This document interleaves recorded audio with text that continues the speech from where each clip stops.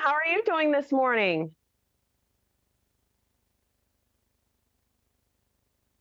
Can you hear me, Laurel? No, I don't know if she has our sound.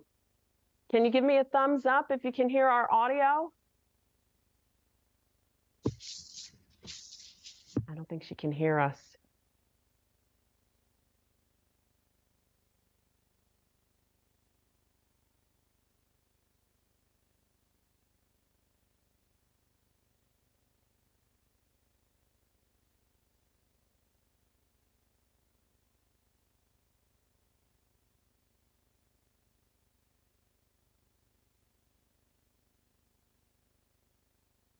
Good morning, Laurel. Can you hear us? Good morning. I can. Okay, we can hear you now, but we don't have your audio. I'm going to see if our crews behind the scenes can work on getting your audio up. Copy.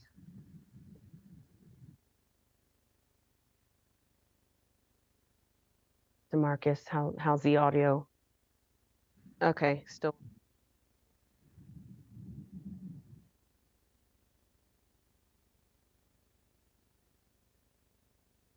Sure. 1, 2, 3, 4, 5, 6, 7, 8, 9, 10.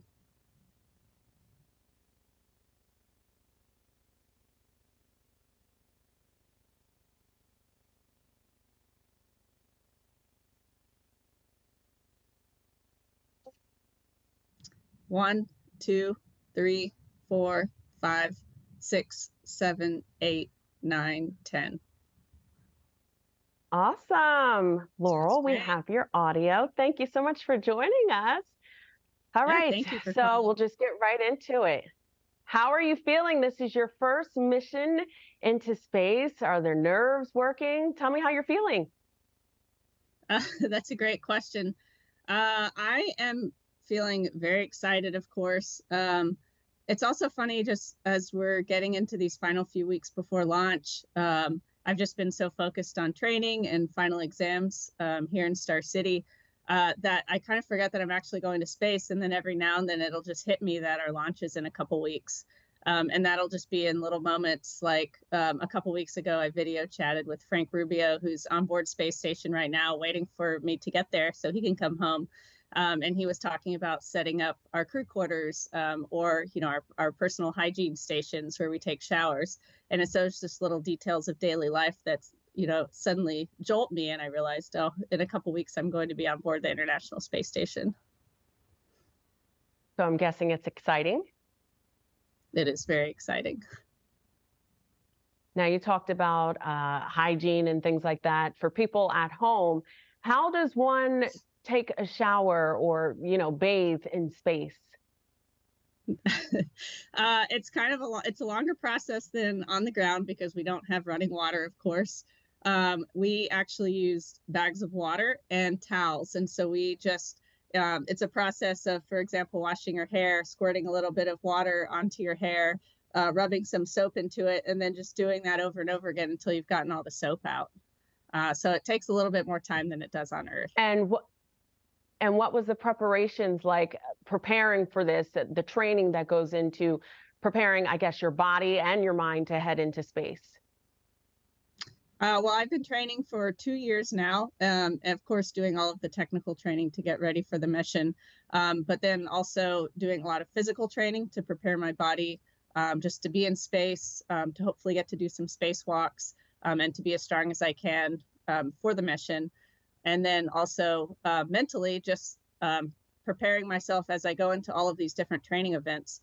Trying to think about, when I'm doing this on orbit, what it's going to be like so that I can train the way that I'm going to fly. What inspired you to be an astronaut? I've wanted to be an astronaut since I was a little kid. I grew up in Houston, as you know, and so I had NASA right down the street. And growing up, I always wanted to be an explorer. I was always dreaming about far off places and cultures and people that I'd never met. And having that early exposure to NASA at NASA Johnson Space Center, just from an early age, I latched onto the idea of being an astronaut. Do you have any advice for young girls who may want to follow in your footsteps? Yes, I'd say do things that scare you. All of those new experiences help to broaden your horizon and help you learn both who you are and learn about the world.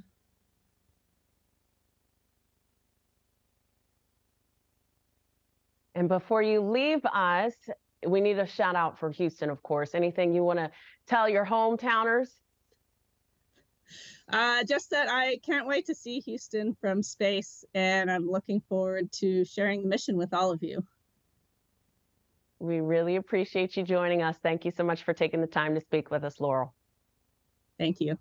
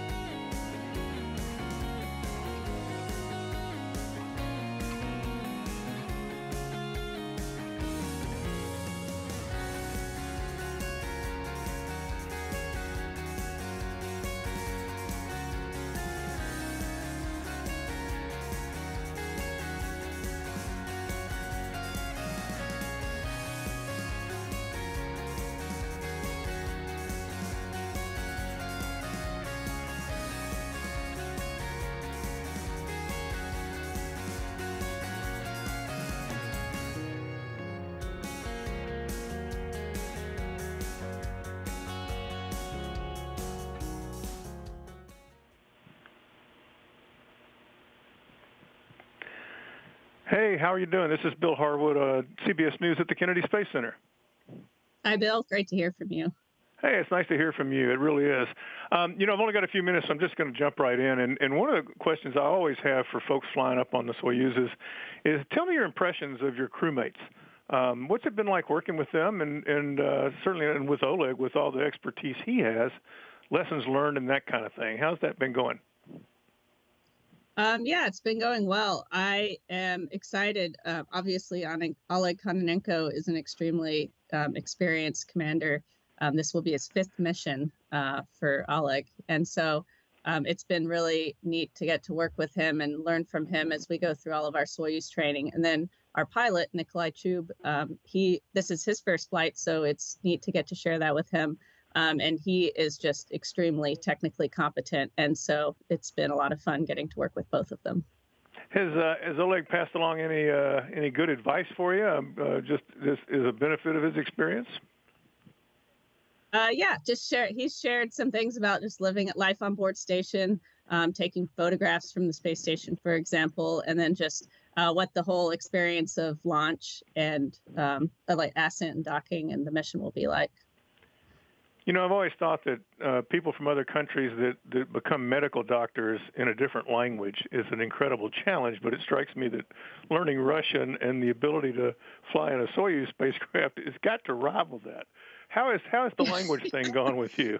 How is that going? Well, we actually we have astronauts who are both doctors and learn Russian and fly Soyuz, so they're very impressive. Russian's probably one of the more challenging parts of training for me. Learning languages definitely doesn't come easy. But once I started traveling here, first as the director of operations in Star City, and then for training and learning more about the culture and making friends here, it's gotten easier and easier to learn the language and be motivated to study all the time. And one question I've always had is when you take your qualification exams over there, How tough is that? Is that like an exam I would have, a college-level exam in a technical subject that you're doing in a second language? Yeah, so we actually just finished our qualification exams. I had the Russian segment, so Russian side of space station exam on Monday, and then our Soyuz qualification exam yesterday. And they're challenging, but it's really in the breadth of information that we need to know. For Russian segment, for example, it's everything from how the technical systems work to doing public affairs events to taking photos. And so it's just this wide variety of work that we need to do. And then the Soyuz exam, of course, is always very challenging and fun because the instructors just throw failure after failure at us, and the crew has to figure out how to respond to those failures.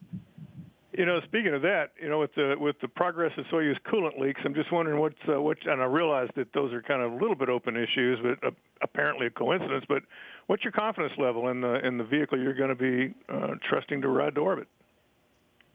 I have no doubts about the Soyuz that we're going to fly. I'm very excited about it and getting to fly Soyuz. Well, one more question along some of those lines, and this is not a political question, I swear, but I'm interested, since you're before you were assigned to this mission when you were working in Moscow, and now that you are assigned to the mission, what is it like at the working level, working with the Russians, when there's this obvious conflict between the two countries? I mean, how does everybody get along? I would say there's no change. My crew is very focused on launch. All of our instructors are very focused on getting us ready. And just at a broad level, NASA and our space station partners are all very focused on safe and professional missions. I've heard you say that you grew up in Houston and that you wanted to be an astronaut from a young age. When did that first occur to you, and when did you realize it was an actual possibility? So my parents told me that I've been talking about being an astronaut since I was around 8 years old, so second grade.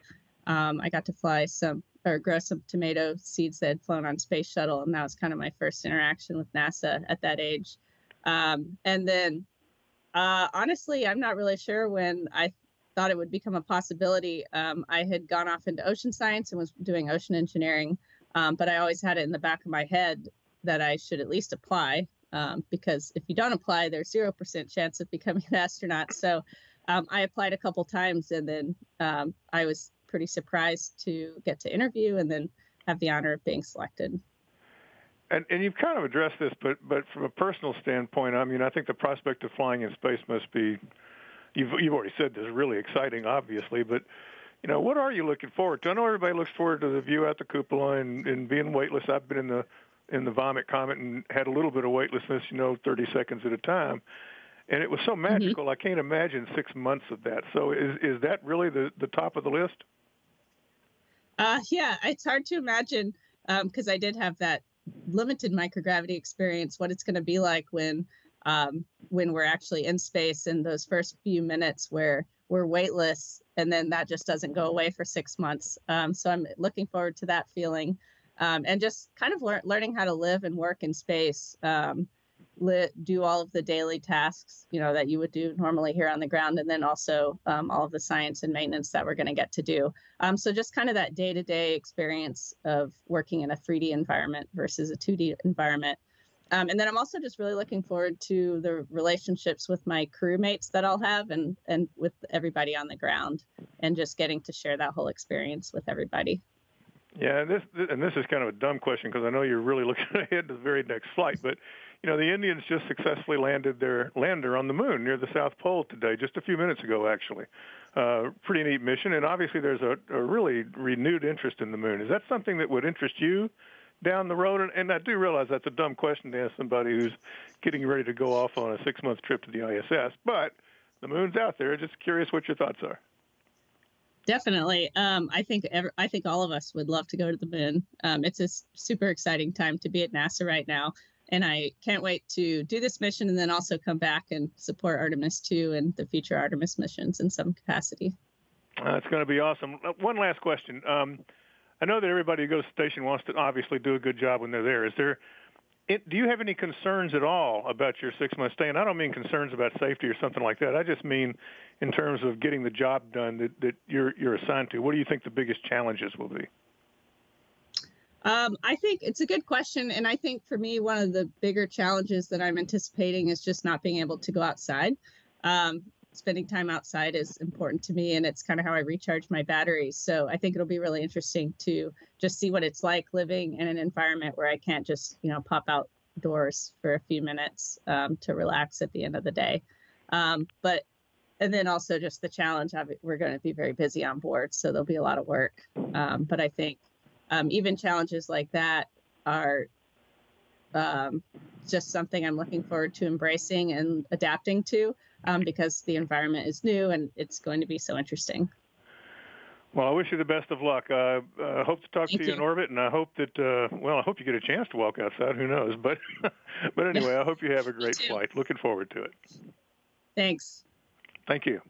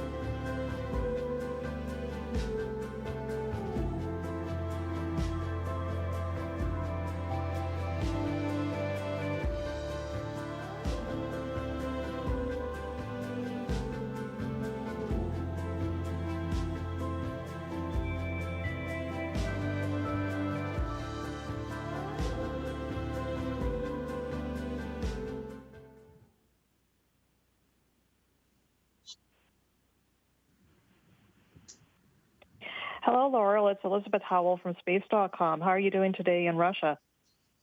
Hi, Elizabeth. Thanks. I'm great. That's great. I know that it's quite a familiar location to you, given that when you qualified as an astronaut, you became the astronaut office's director of operations in Russia. And so can you talk a little bit about what you were doing during that time?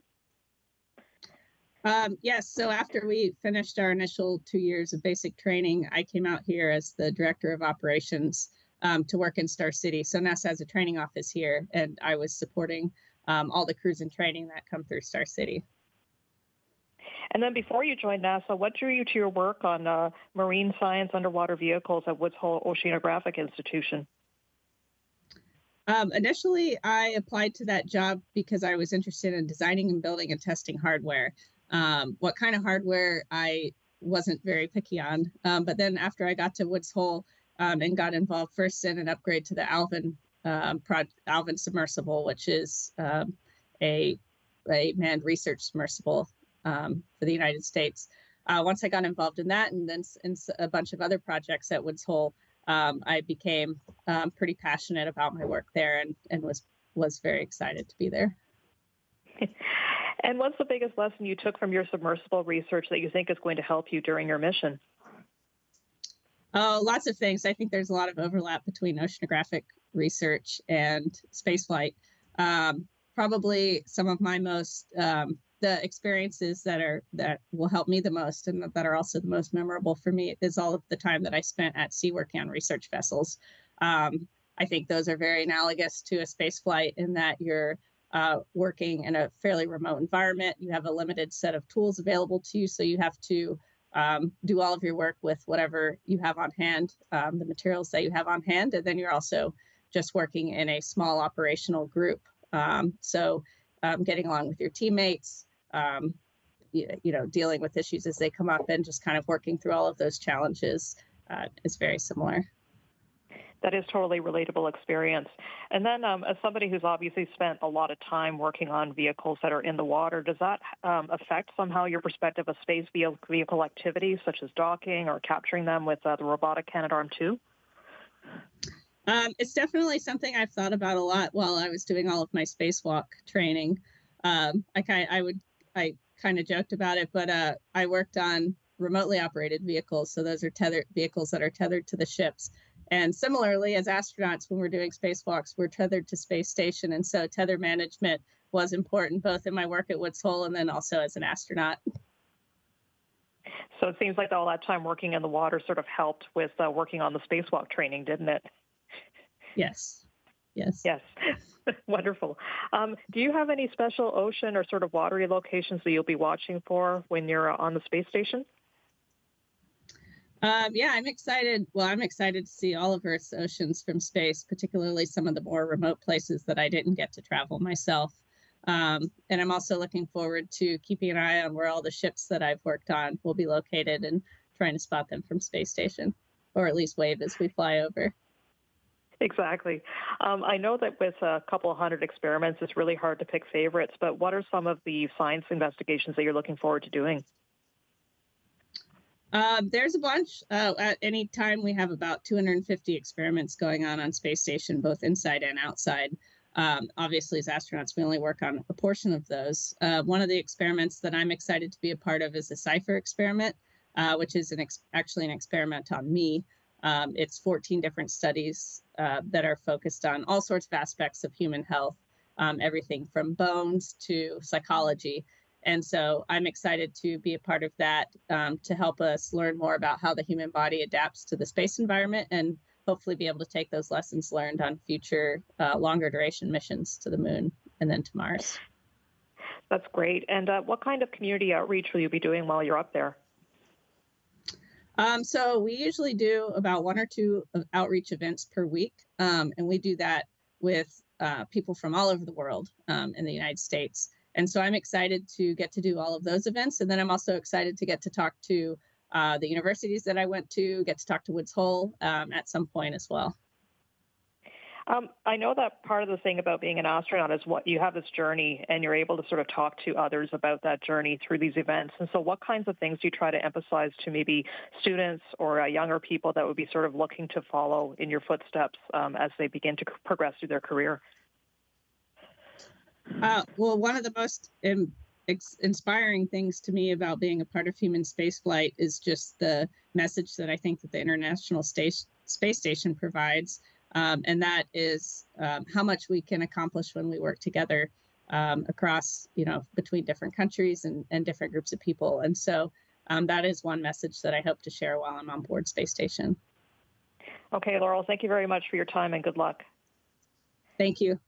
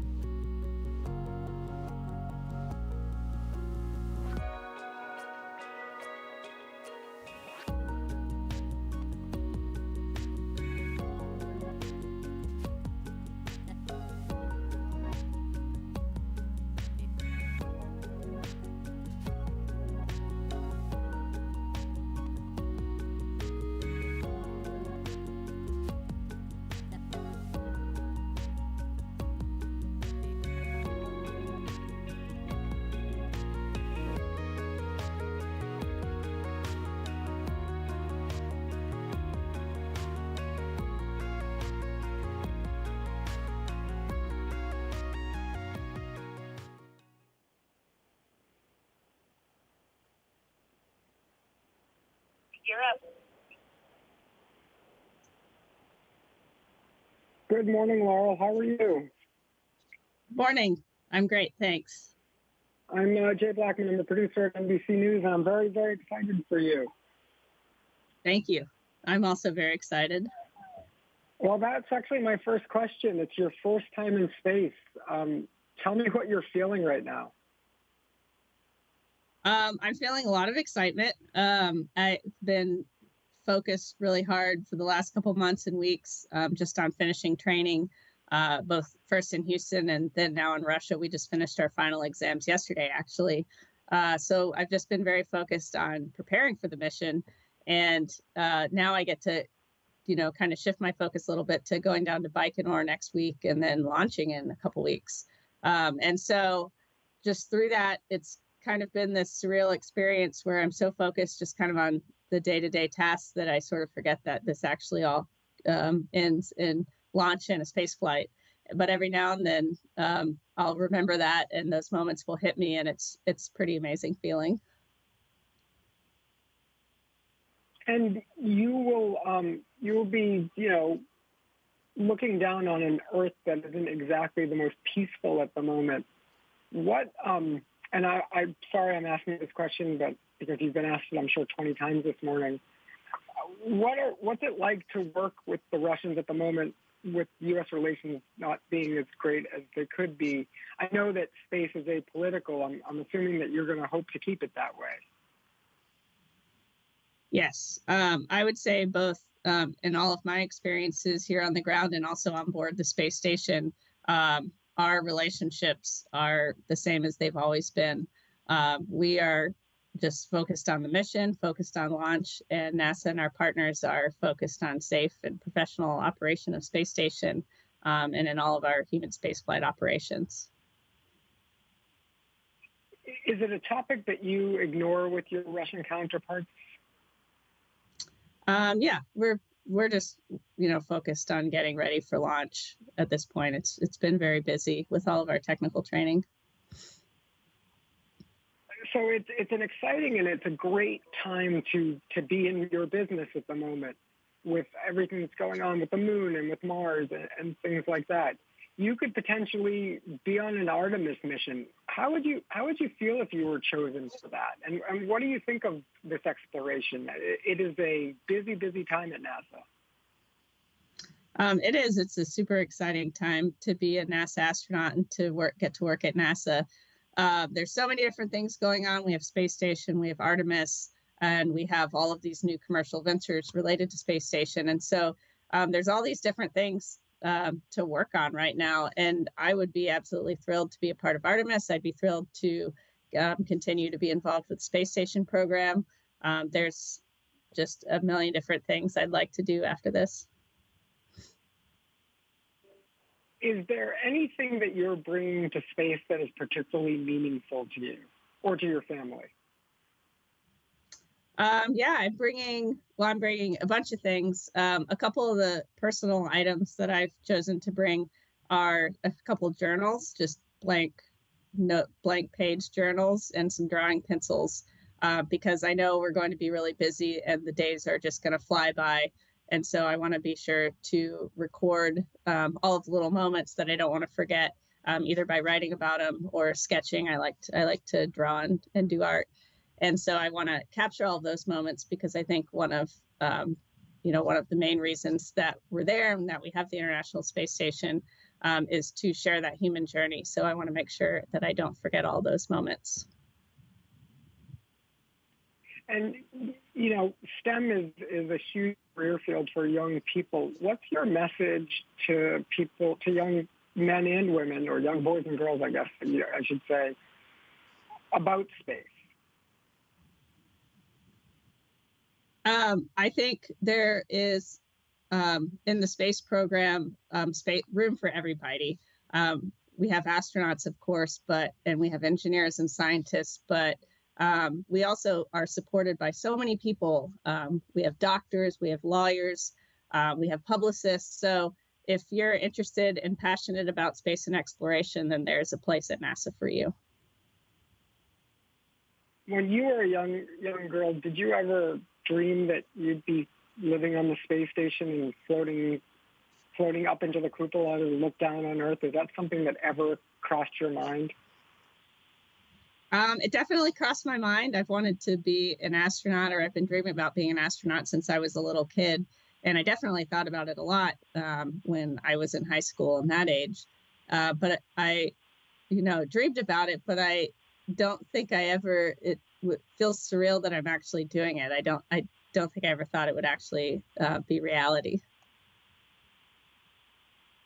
And if you get chosen for Artemis and you get chosen to walk on the moon, what would that mean to you? That would be, of course, very meaningful.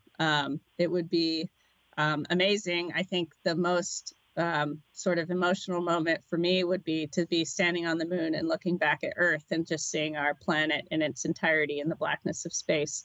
I think that would be a pretty powerful moment. And what is it that you're most looking for? Obviously, there'll be a lot of work on the station. Your days are not your own and heavily scheduled. But what is it that you're most looking forward to up there? I am looking forward to work-wise, just kind of getting to work on the variety of science that we get to do, and then getting to fix things. I really enjoy that. I'm also excited. We have 2 spacewalks scheduled this fall and October, and so I'm hoping to get to do a spacewalk on one of those, and also just the kind of day-to-day living and working in microgravity with my crewmates. Talk about some of the science that you hope to do. We have a wide variety of science going on. One of our spacewalks is actually called microorganisms, and we will be going out the door to spacewalk around on space station and swab different vents outside of space station to see if there's any microorganisms from inside surviving in the space environment. So I think that will be really neat and interesting. There's a lot of medical research going on. I'm part of a very big study called CIPHER, which is this compilation of 14 different medical research studies studying the effects of the space environment on the human body, and then also a lot of life science experiments that I'm interested in working on. That's all I got, and I think I'm running out of time. Loral, have a great, safe trip, and we're looking forward to maybe talking to you on orbit. Thanks. That would be great. Thanks for the questions. And take care.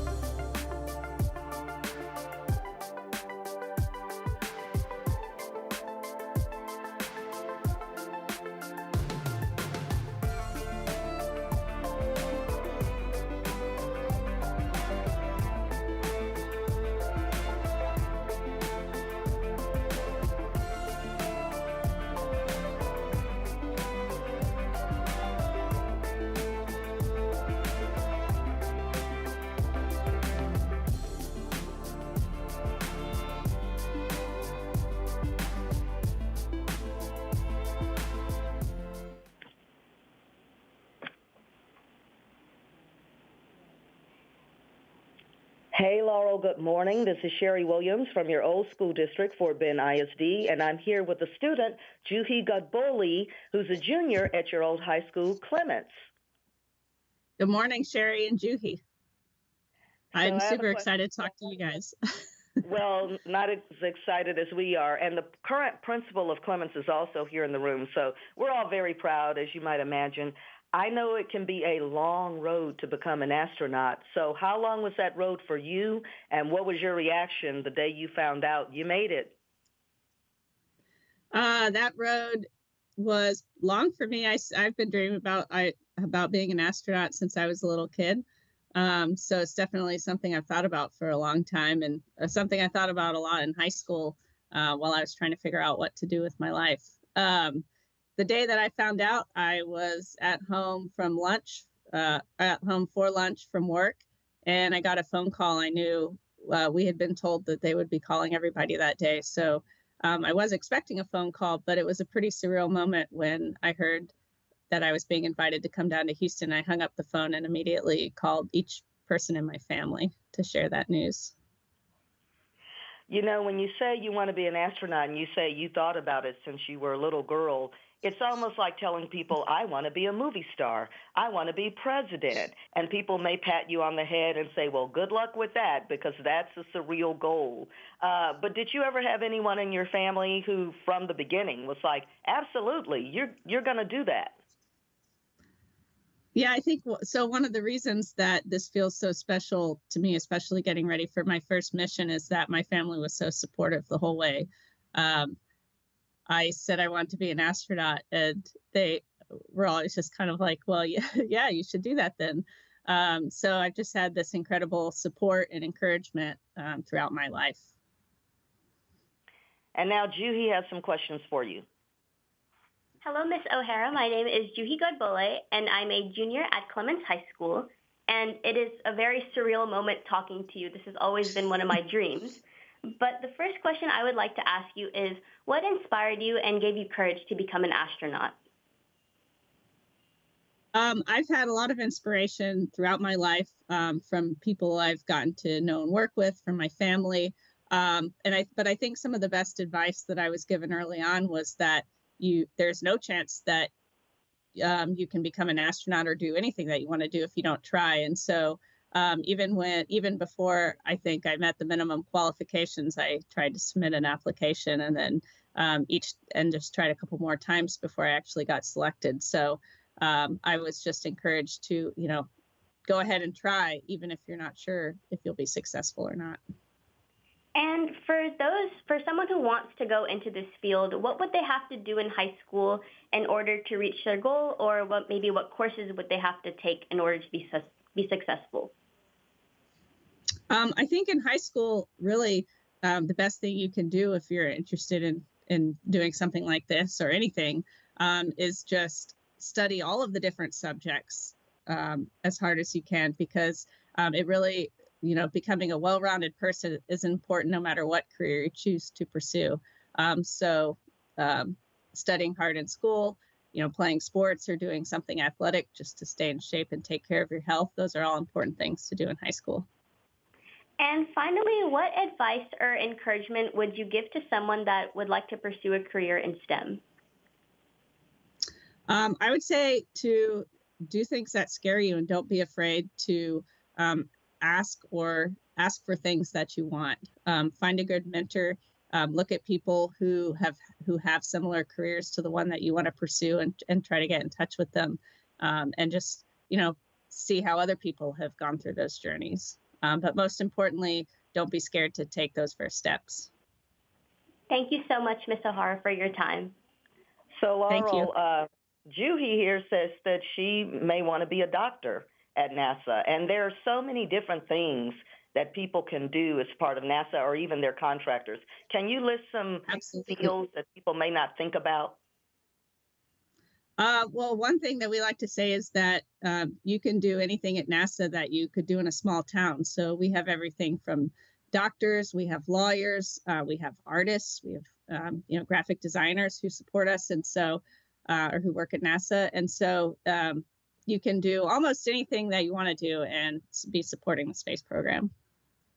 What do the graphic artists do? So all of the materials that you see coming out of NASA, from posters to videos, they put those together. They design the patches that we use and that you see for all of the missions, and things like that. Did you go to any Fort Bend ISD schools besides Clements? Nope, only Clements and First Colony Middle School. First Colony Middle School. Well, you picked some good ones. So can you speak to how specifically Fort Bend ISD equipped you for what you're doing now?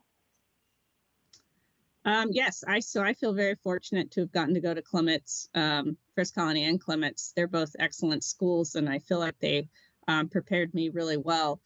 So I understand and appreciate the impact of that opportunity that it had. It was very good, a good foundation to launch my education from. Do you have any specific memories or teachers from Clements that you recall who had impact? Our theme this year is Know Your Impact and Choose to Care. Is there someone who embodied that for you when you were a student here? Yeah, I had a lot of great teachers. One of the things that took up a lot of my time in high school was art. And so my teachers, Mrs. Doyle and Miss Waterman, were very influential characters in my life. And then I also did cross country and track, and my coaches there were also very special. Did you know that Clements is celebrating its 40th anniversary this month? In fact, there's going to be a party August 31st. I know you're in Star City, Russia, so I guess you can't make it, but do you have No, but I did hear about it. Congratulations. That's great. Do you have a message for them? Just keep being excellent is what I would say. It was an awesome opportunity to get to go to school in Fort Bend. And this will be your first space flight, correct? Yes. So what do you think that's going to be like? Not many people in the history of man have ridden a rocket into space. What do you think it's going to feel like, smell like, sound like, all of it?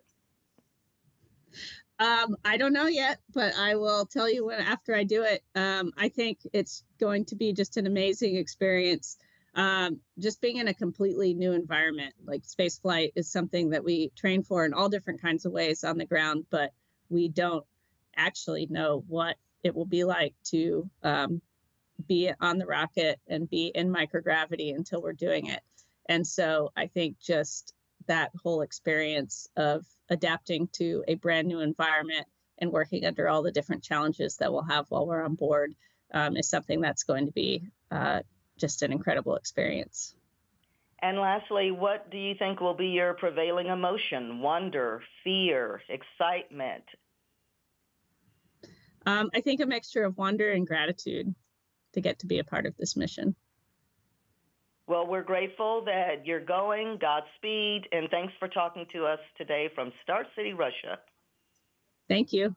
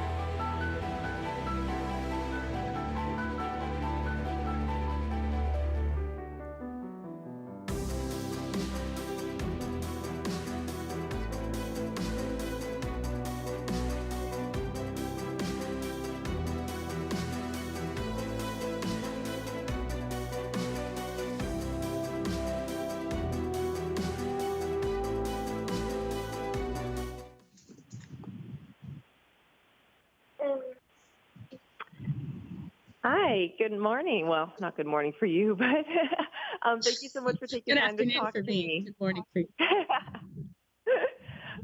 Well, congrats on the upcoming mission. I'm curious, you're the second Houston area astronaut, so I want to start off with, how do you feel about representing Houston in this way that obviously not only you train here, but you lived here?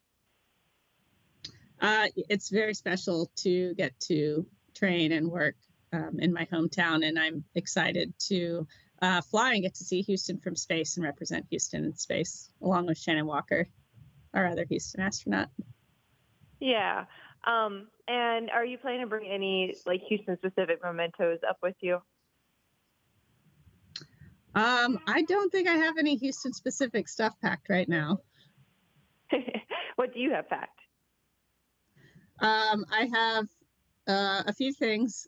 A few of my personal items are journals that I'm taking, blank journals to record just details of the mission that I don't want to forget, so that I can come back and share them. And then also some art supplies, because I really enjoy doing art. Oh, what kind of art? Like painting, colored pencils? What are you thinking you'll be able to do? I really like painting, but I am not bringing any paints to space station. I'm just bringing drawing pencils and paper. Yeah, I imagine paints would be much more difficult. It'd be a little bit trickier. Well, how long have you been in Russia? And tell me a little bit about what your training has been like so far. So I've been here on this trip for 3 weeks, but for the last 2 years, I've been traveling back and forth between the United States and Russia, and then also our partners in Germany and Japan. So I've been training since June of 2021, and that's been everything from space station systems to spacewalk training to Soyuz systems here in Russia. Okay. And so this is going to be your first trip into space. What are you most looking forward to? I'm looking forward to first just getting to space and seeing Earth for the first time from that viewpoint. You hear, everybody who's been up to space talk about it, kind of about how it can be this life-changing moment. And so I'm excited to get there and see it for myself and experience that for myself.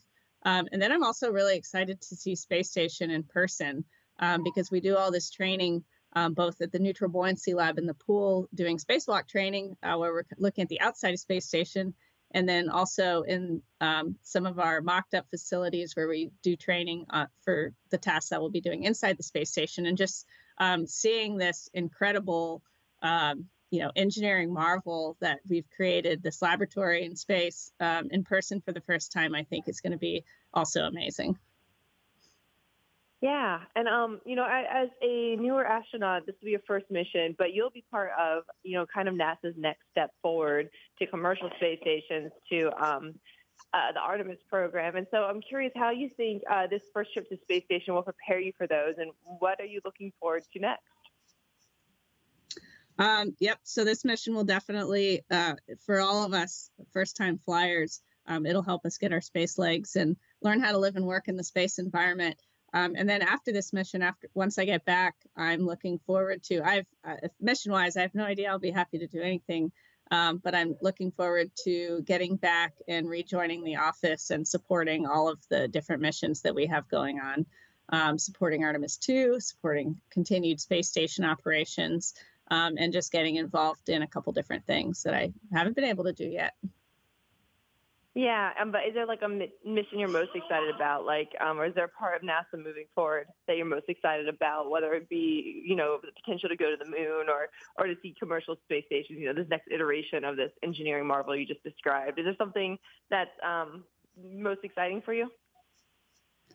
There's no one thing that's most exciting for me, but I have been supporting space station operations pretty much since I started at NASA. So I think it would be interesting to get to do a little bit of work in exploration, like related to Artemis or in the commercial crew program, just to get exposure to all of the different programs that we're working on. Yeah. And so, I was looking at your bio again this morning, and I saw that a lot of your experience for NASA was on submersibles. And obviously it was very different than, the submersible accident that just made recent headlines. So I was curious if it made you think a little bit about, the implications of that accident and going forward with space travel. Did you have any of those thoughts when you heard the news?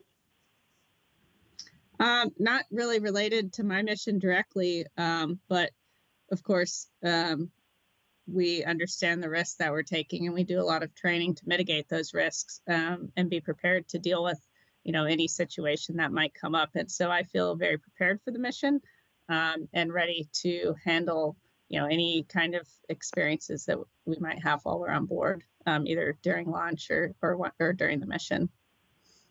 Yeah, I guess I'm sorry. I guess I meant more along the lines of,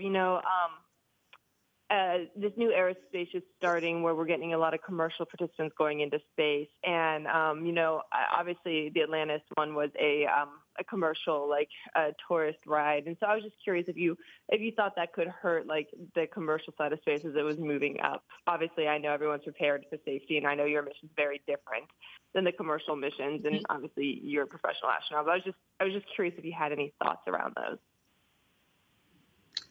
No, I don't think that will negatively impact, commercial space flight. We're committed, NASA's committed to supporting our commercial partners, and our commercial partners, I know, are all also very committed to safety. And so in any new industry, things like that can happen, but, step by step, we're making it happen. Yeah. Okay. And so what does your next few days look like before you go up into space? And I'm so sorry. I've got a sick kid at home, so if you hear him squirreling in the background, that is what's going on. So from here, I have a couple more days in Star City, and then next Tuesday we'll fly down to Baikonur, and that will start our quarantine period for the 2 weeks before launch. And during quarantine, we continue to have a little bit of training every day. And then there's different events. We'll get to see our spacecraft for the first time, put on our real space suits and climb into our real spacecraft. So that'll be really neat. And then we just have some quiet time leading up to launch on September 15th. Are your family coming to see the launch? They are. Yeah, they'll get there a couple days before my launch. So I'll get to see them from a distance since I'm in quarantine, but it'll be pretty amazing to see them in Baikonur. Yeah, absolutely. And is there anything in particular about liftoff that you're looking forward to, or a little worried about, or excited about? That moment when the engines ignite in particular. Yes. So I've been told that it happens a lot slower than you'd expect. So you hear the engines ignite, but then you just you feel like you're sitting there and just hanging there for a moment. And also since I got to watch Frank Rubio's launch this time last year, I know you see the rocket off in the distance and you see all the smoke and fire, but for a couple seconds, it doesn't look like it's going to go anywhere. And then suddenly it just takes off and it's flying. And so I'm excited to experience that moment from inside the rocket this time. Yeah. And also absolutely. know that family and friends are, standing there, also experiencing that as well, I think will be pretty special. Yeah. Is there any experiments you're most looking forward to doing on the space station? I'm looking forward to the variety of experiments that we'll get to work on. There's no one experiment that I'm, most excited to work on because I think they're all interesting. But there is one that I'm a part of because I'm the science experiment itself, and that it's called CIPHER, and it's a human research experiment that is studying all aspects of how the human body adapts and lives in microgravity. And so I'm looking forward to being a part of that. Yeah. And just as my last question, do you have any message you want to send to Houston or to, any of your teachers back here or your friends back here? Anything you want to say? Thank you for the support along the way, and I'm excited to share this mission with all of you. Awesome. Good luck. Have fun. Really appreciate your time this morning. Thank you.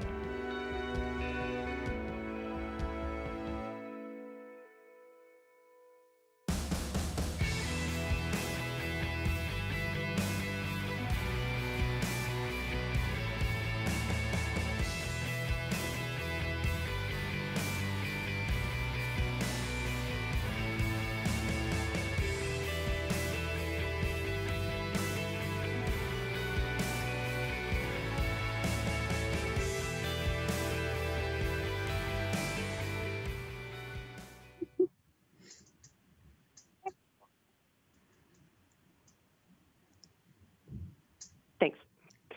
Hello, this is Marcy Frumker with the International Women's Air and Space Museum. Nice to talk to you, Loral. Wonder if you can explain the significance to you that on your expedition, you and Jasmine will be the first ISS increment in all the years to have an all-female U.S. crew. Good morning, Marcy. That's a great question, and I can say that I can't wait to fly with Jasmine. She's one of my classmates. We both started at NASA at the same time, so it will be special not just because we'll be the only 2 U.S. astronauts, 2 women, but also because she's a really good friend of mine. Nice. And when did you decide you wanted to become an astronaut, go to space, and what was the influence of growing up in Houston, home of Mission Control? Well, I've wanted to be an astronaut since I was a little kid, since I was around 8 years old. And NASA, having NASA Johnson Space Center down the road is definitely the source of that. I always wanted to be an explorer and go to far off places in the world, meet people I've never met. But having NASA right there really focused me on human spaceflight at an early age. We had different opportunities to go to and visit the Space Center, and then also just have the experience of seeing the space shuttle fly and seeing all of those missions play out as I got older in high school. And speaking of your experience in your work with underwater vehicles, how do you think that's helped prepare you for your space station mission? That's definitely helped prepare me. Some of my most favorite moments in my life have been at sea on research vessels. And some of the things that I take away from those experiences is just learning how to work in small operational groups. So learning how to be a part of a team in a remote environment when you're far from home. The conditions are challenging. You might not be getting enough sleep, for example. And then also just having a very limited set of tools at your disposal. So learning how to solve problems with your creativity and the tools that you have on board are all skills that I will definitely take forward into the space mission. And given the situation with the Soyuz problems in the past and your normal regimentation of training, how did the delay in your Soyuz flight of 6 months impact your training schedule? So for me, I was pretty much ready to go in January when my mission got delayed, but I was able to put those 6 months to good use. For me, just in continuing to do training, and then I got to get involved in a few other things at NASA in the same time. For example, supporting some of the training for our newest class of astronauts, the flies, as an instructor astronaut. So and it just gave me a little bit more time to do things like study photography, continue working out. And so, yeah, it was a very productive time for me. Excellent. And at the International Women's Air and Space Museum, we try to encourage girls to be interested in STEM education. So I was wondering, did you have a particular mentor as a girl that helped encourage your interest in the STEM fields? Yeah, there were a couple people for sure. One was my 7th grade science teacher, Mrs. Brown. She took a lot of time to help me do projects on my own in addition to the schoolwork that we had. And I definitely remember that. And then I also very much remember in high school getting to come to NASA and watch some of the space shuttle mission debriefs. And one of those was Eileen Collins's mission when she was the first female commander. And so, getting opportunities to see women in positions like that was definitely inspiring. And since this year we're celebrating 40 years since Sally Ride's first flight, can you reflect on the past feats of the early women astronauts and their influence upon you? Yeah, it's been amazing it's amazing for me to become a part of that legacy and have so many inspiring women to follow and learn from as we move forward. From Sally Ride all the way to my classmates now, who are all incredible and inspiring women that I feel very fortunate to get to be a part of. And can you describe the most difficult and the most fulfilling aspects of training for this mission? That's a good question. I think as far as the most difficult aspects of training for the mission is just the breadth of subjects that we study and need to know about, and just kind of jamming all of that information in your brain for future use. And that's everything from the technical systems on space station to photography to even medical skills, because on space station, we can't just go to the doctor. We are the doctors. And so that's challenging, but also one of my favorite parts about training. And then the most fulfilling part, gosh, there's so many things. But one of the things that I've taken out of training that's kind of the most valuable and personal to me is just the opportunity to live and train with all of our partner countries on space station. I think before, when I started at NASA, I gained a good appreciation of just how many people all over the world it takes to run the International Space Station. But it wasn't until I started training that I really, felt how many people all over the world touch this mission. And it's everything from, what kind of clothes are we going to wear to what kind of science we're going to do, and how taking care of us if something happens on board. And so it's just this amazing team of people all over the world, and having an appreciation for that is really what I've taken out of training. Thanks, Loral. And one last question, since this is your first mission in space, is there something that you're most looking forward to on this flight? Yes, I'm looking forward to everything, but I'm first looking forward to getting up into space and looking back on the Earth and seeing it from that perspective. I'm also looking forward to learning how to live and work in microgravity, just all the little parts of your day that become more challenging in a 3D environment. And then also all of the time that I'll get to share with my crewmates on board and also with the ground teams. Well, awesome. Nice talking to you. Thank you for your time and best of luck on your mission. Thank you. Thank you.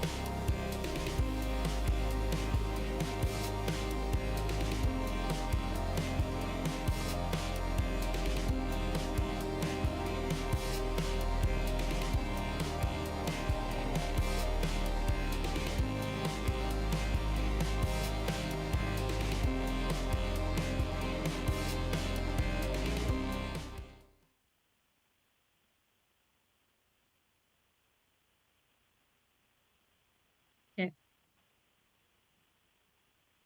Good morning, Loral. Morning, Frank. Loral, can you hear me? It's Frank. I can. Can you hear me? I'm good. How are you? I can hear you. There's like a 5-second delay, I think, but I don't know. I mean, you're in Russia, so that's probably acceptable. Yeah, it's kind of like practice for space station.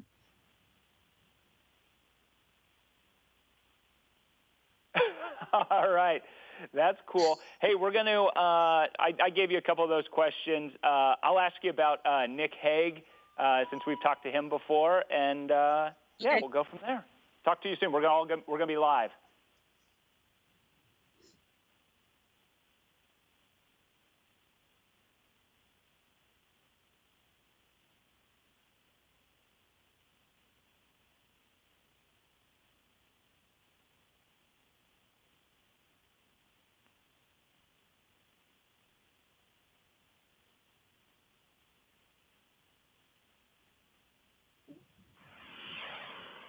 Jayhawk is headed to the International Space Station next month. Today we're joined by astronaut Loral O'Hara, and she happens to be a friend of mine from college. She is live at Gagarin Cosmonaut Training Center in Star City, Russia. That's going to explain about the 5-second delay we have. But as you were telling me in the break, it's kind of good practice for talking to you in space. Welcome, Loral.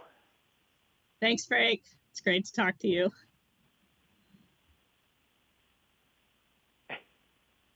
Loral, we met each other in college. We were on the KU crew rowing team, but one of my fond memories was flying in a plane with you and trying to experience zero gravity over Clinton Lake by putting it into a stall.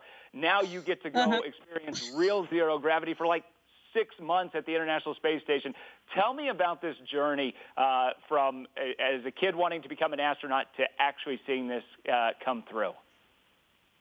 Yeah, well, it's funny because thinking about those floaties, we got a couple seconds of microgravity when we were flying like that. And one of the things that I think is just going to be crazy about this mission is sort of experiencing the start of that. So a couple seconds of microgravity, and then it just doesn't stop for 6 months. That's one thing that I'm super excited about. But yeah, I grew up in Houston, went to Kansas, like you said, to study aerospace engineering. And I came up to Kansas because I really liked the department. It was small and I wanted to study aerospace engineering, and it was kind of exactly what I was looking for. Just an amazing department. And so that was really where I jump-started this whole journey.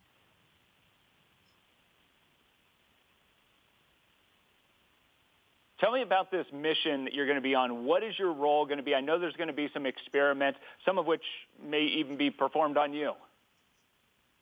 Yes. So I'll be a flight engineer on Expedition 70. As astronauts, we are trained to do anything that needs to be done on space stations. So we get trained as the mechanics, we get trained as the scientists, the technicians, the doctors. So I'm looking forward to getting to do all of that. You mentioned some of the research is on me. That's true. I'm part of an experiment called CIPHER. It's studying all aspects of the space environment on the human body, everything from my bone density and how that responds to the psychology of how the human brain adapts to living somewhere that you can work on the ceiling.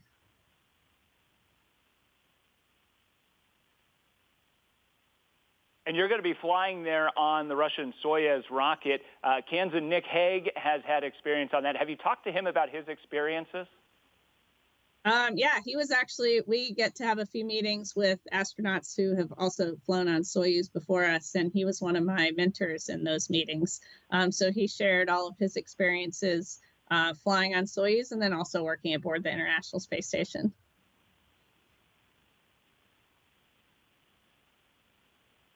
As you know, Wichita is a huge aviation community, and that's played a role in your life. What role has that played is getting you to where you are today?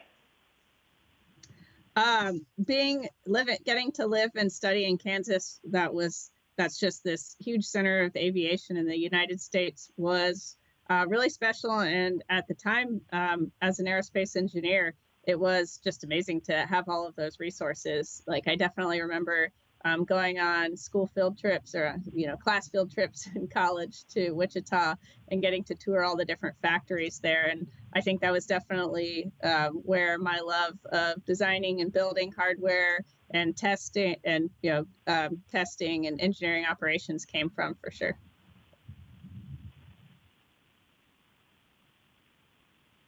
By my count, you're going to be the 4th Jayhawk in space. What advice do you have for people who maybe want to take a similar trajectory? I would say don't be scared to take that first step. Don't be scared to try new things. All of those experiences broaden your horizons and help you learn more about yourself and learn more about the world.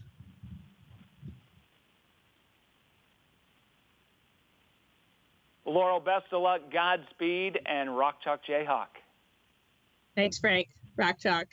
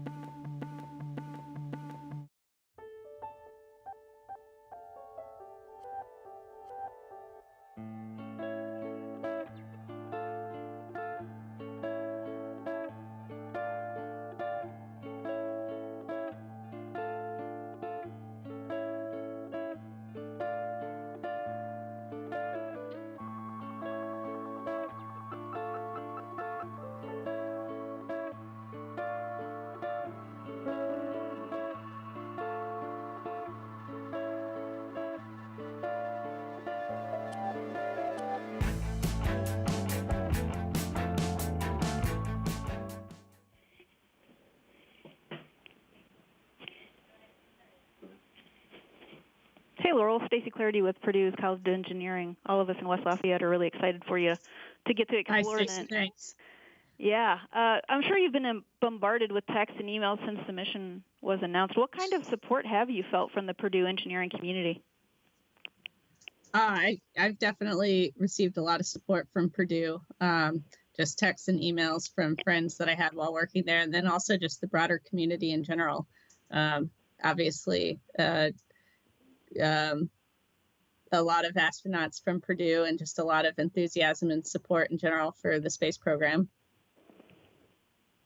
Many Purdue engineers talk about how their experience here prepares them for their careers, and not just technical aspects of engineering, but in how they learn to think, that problem-solving kind of element. How has that shown up for you in preparing for this mission, and maybe how do you envision it helping once you're aboard the ISS?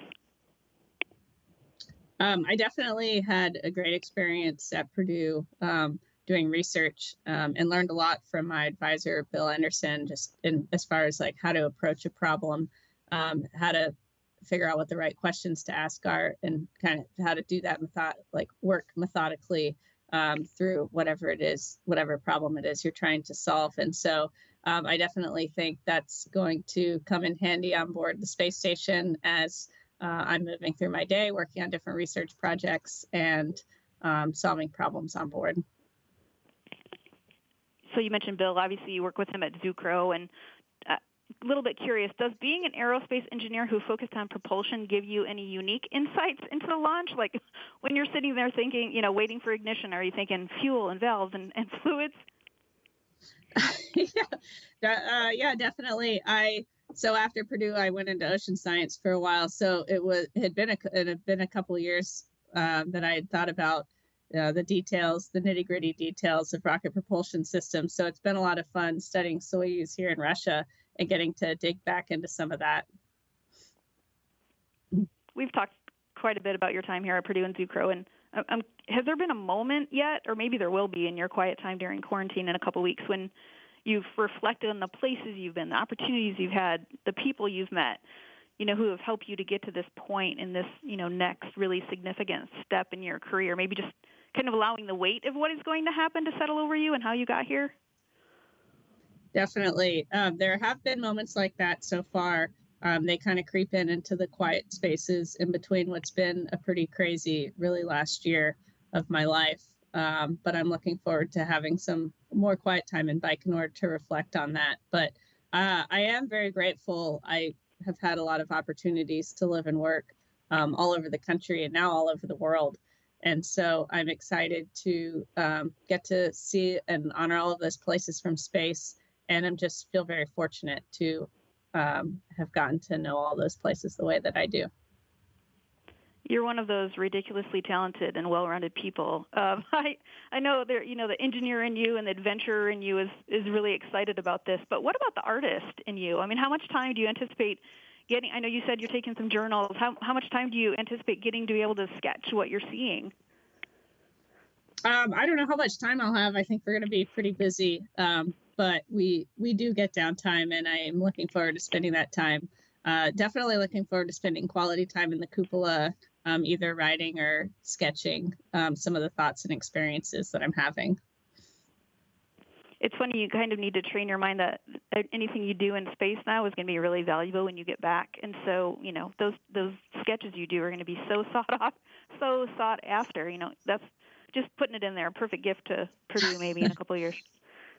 Yeah, it's easy. I can imagine it's easy for the days just to melt away when you're working all day, every day, and just kind of like fully engaged in the experiences that you're having. And so I want to be sure to capture those moments as they're happening. I know you mentioned that your parents and some of your family are going to be able to be there in Russia for the launch. How are they doing? How are your parents, your brother, your sister doing with it getting closer? Overall, they're doing good. I think the closer the launch gets, they're very excited to be able to come and see the launch in person. And I think it's a mix of nerves and excitement because kind of simultaneously, you're watching a loved one, get to do something they've been dreaming about their whole life. And so there's that, but then it's also sort of this kind of big thing that you're going up into space. And so it's a mix of emotions, like it is for me also, when I think about both the mission and also think about them being there to see it and them being a part of all of this. It's very special. How many boxes of Triscuits have you packed? I don't know. I asked for a lot, so we'll see what ends up there. Thank you so much for the time, Loral. Great to speak with you again. Safe travels. Can't wait for you to visit campus. Tell us all about it when you get back. Maybe we can snag a chat with you aboard ISS. That'd be great. I hope so. Thank you. Thanks, Laura.